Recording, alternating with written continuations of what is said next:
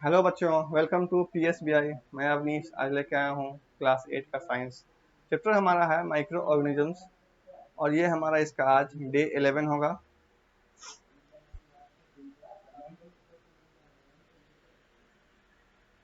आज हम पढ़ने वाले हैं by using salt and sugar. By using salt and sugar, ठीक है। फूड पॉइजनिंग हम पढ़ रहे थे, ठीक है। इसके बाद हम पढ़ रहे हैं क्या, प्रिजर्वेशन, फूड प्रिजर्वेशन। तो फूड प्रिजर्वेशन में हम आज पढ़ेंगे by using salt and sugar, ठीक है। By using salt and sugar.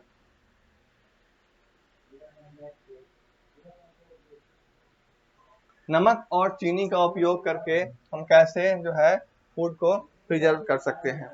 तो jam, jellies and squashes are preserved by sugar. कि जैम, जेली और स्क्वैश को चीनी द्वारा हम क्या कर सकते हैं, तो प्रिजर्व कर सकते हैं। जैम, जेली और स्क्वैश को हम शुगर के द्वारा प्रिजर्व कर सकते हैं।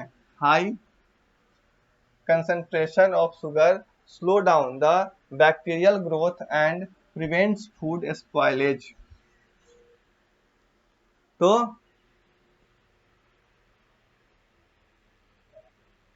हाई कंसंट्रेशन ऑफ क्या कर रहा है, हाई कंसंट्रेशन ऑफ शुगर, यानी कि चीनी की जो उच्च मात्रा होती है, उच्च चीनी की सांद्रता वाले बैक्टीरिया की वृद्धि को धीमा कर देता है, ठीक है। हाई कंसंट्रेशन ऑफ शुगर जो है वो क्या कर देता है, तो बैक्टीरिया के ग्रोथ को रोक देता है और क्या करता है, और भोजन को खराब होने से बचाता है। Meat, pickles and fish are preserved with the help of common salt। वहीं वहीं मीट, पिकल्स एंड फिश जो है वो नमक की मदद से क्या होता है, तो प्रिजर्व होता है, ठीक है। मीट, पिकल्स एंड फिश जो है वो नमक की मदद से हम उसको प्रिजर्व कर सकते हैं।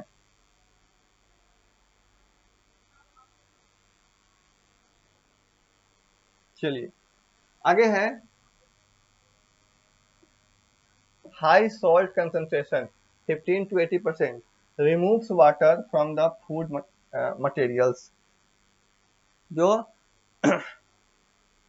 हाई सल्ट सॉल्ट कंसंट्रेशन है, यानी कि उसमें मात्रा होती है 15 to 18%, खाद्य पदार्थों से क्या करता है, तो पानी निकाल देता है।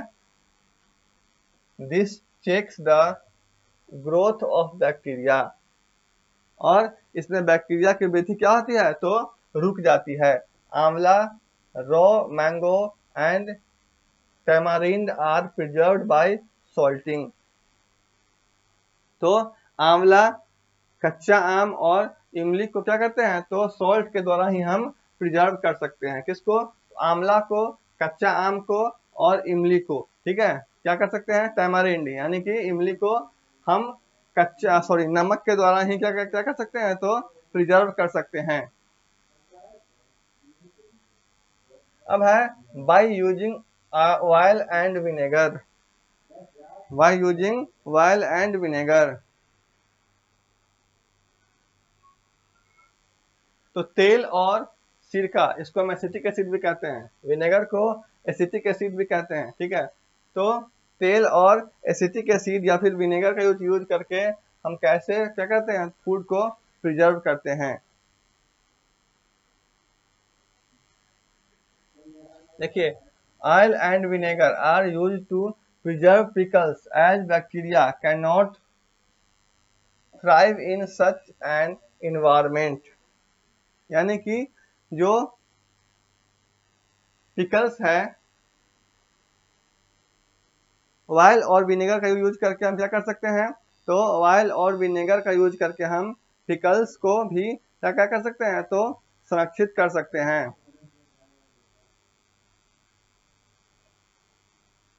क्योंकि क्योंकि इन्वायरमेंट में क्या होता है, तो इन्वायरमेंट में जो बैक्टीरिया इन्वायरमेंट में बैक्टीरिया नहीं पनपने देता है।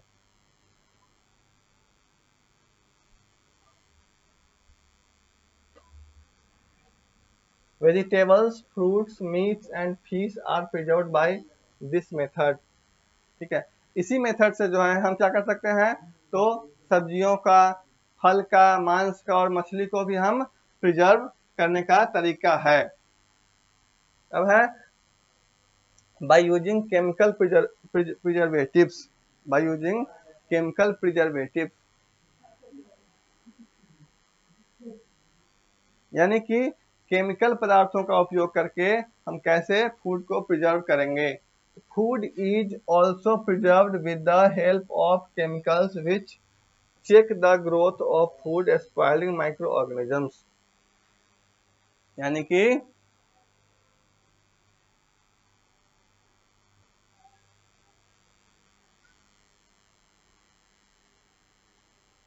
तो कह रहा है कि भोजन को हम को केमिकल की मदद से भी हम संरक्षित किया जा सकता है। भोजन को केमिकल की मदद से क्या किया जा सकता है, तो संरक्षित किया जा सकता है, भोजन को खराब करने वाले सूक्ष्मजीवों की वृद्धि को रोक करके। ठीक है,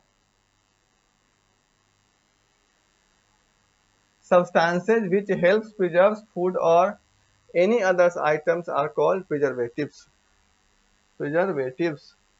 ठीक है, तो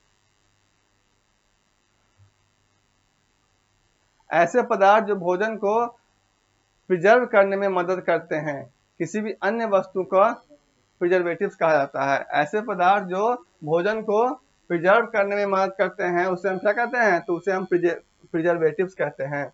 this method of food preservation is called chemical preservation.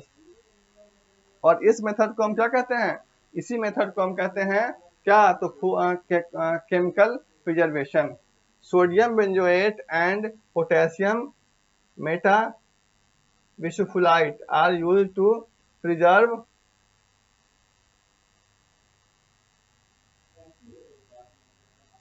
ketchup, squashes, fruit juice, jams, jelly, etc.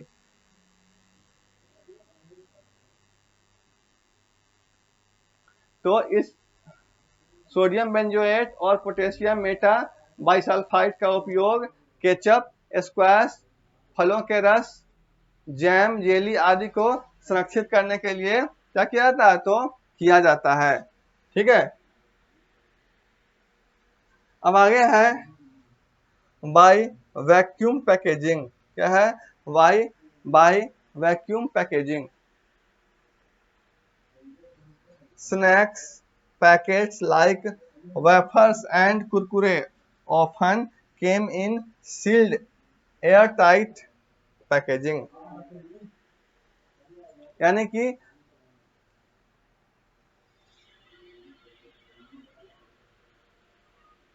Wafers और कुरकुरे जैसे जो स्नैक्स हैं, वेफर्स और कुरकुरे जैसे स्नैक्स के पैकेट अक्सर क्या होते हैं, तो अक्सर सीलबंद वायुरोधी पैकेजिंग में आते हैं। ठीक है, the air from this packets has been removed by evocation and flushed with oxygen free nitrogen.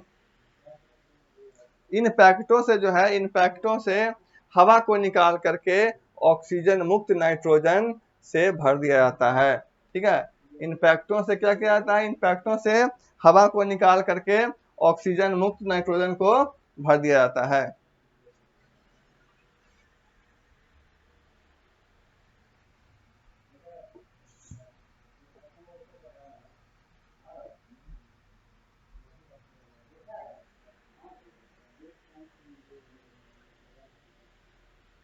ठीक है, अब है nitrogen फिक्सेसीकरण। Nitrogen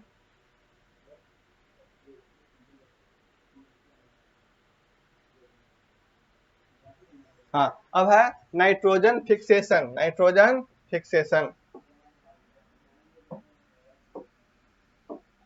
nitrogen fixation, the process of converting free atmospheric nitrogen into useful nitrogenous compounds is called nitrogen fixation। तो मुक्त वायुमंडलीय nitrogen का उपयोग nitrogen युक्त यौगिक में परिवर्तित करने प्रक्रिया को नाइट्रोजन फिक्सेशन कहा जाता है। क्या कहा जाता है? तो मुक्त वायुमंडलीय नाइट्रोजन का उपयोगी नाइट्रोजन युक्त यौगिक में परिवर्तित करने की प्रक्रिया को क्या कहा जाता है? तो नाइट्रोजन फिक्सेशन कहा जाता है।